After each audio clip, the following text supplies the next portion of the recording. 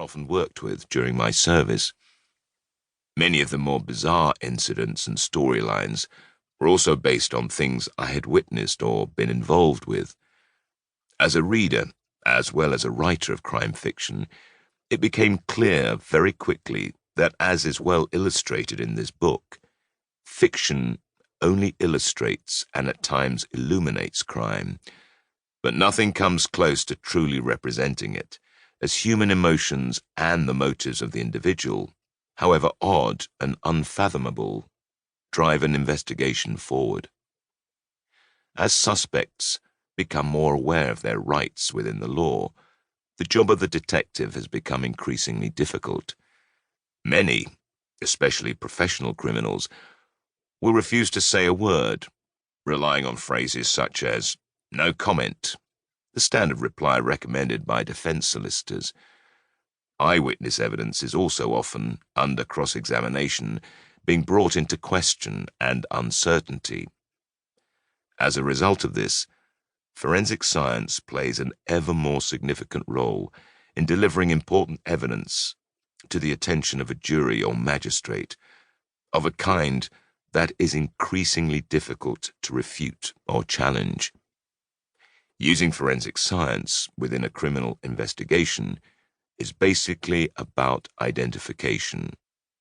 Forensic investigation is concerned primarily with piecing together the disparate clues left at a scene in order to form a coherent picture of events and, crucially, to establish the identities of those involved, or equally importantly, those who are not.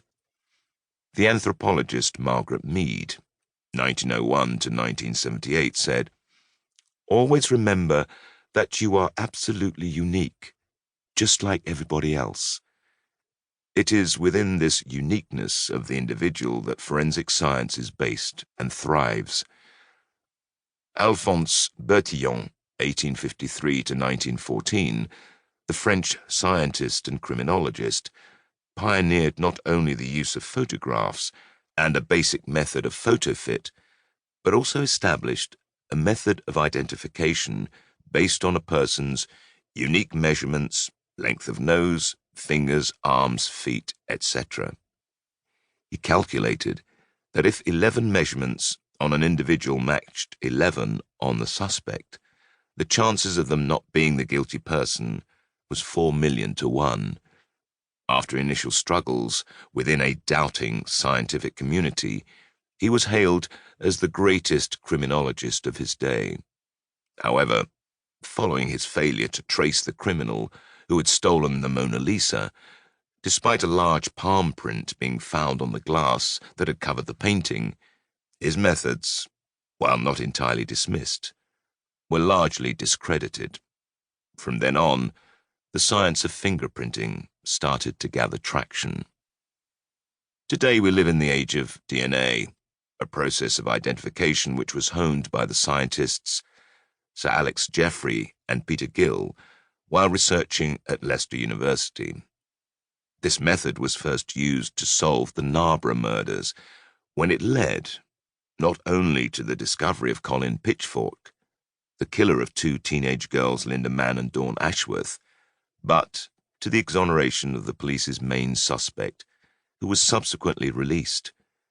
DNA has now been used to solve thousands of crimes, both recent and historic, as it continues to be refined. Writers of fiction will continue to use forensic science as a method of leading their fascinated readers towards their hidden culprits. They seldom have to cope with the everyday realities of a complicated and often drawn-out inquiry. Real investigators, as illustrated in this book, do not have the privileges of fiction. They have to work within legal limits, budgets, and what, in reality, forensic science is genuinely capable of. In fiction, costs fails to be an issue, and if the science doesn't quite work, well, you can always stretch a point. In many ways, true crime illustrates far better the work of an investigating team and their interaction with forensic science. It's this interaction that makes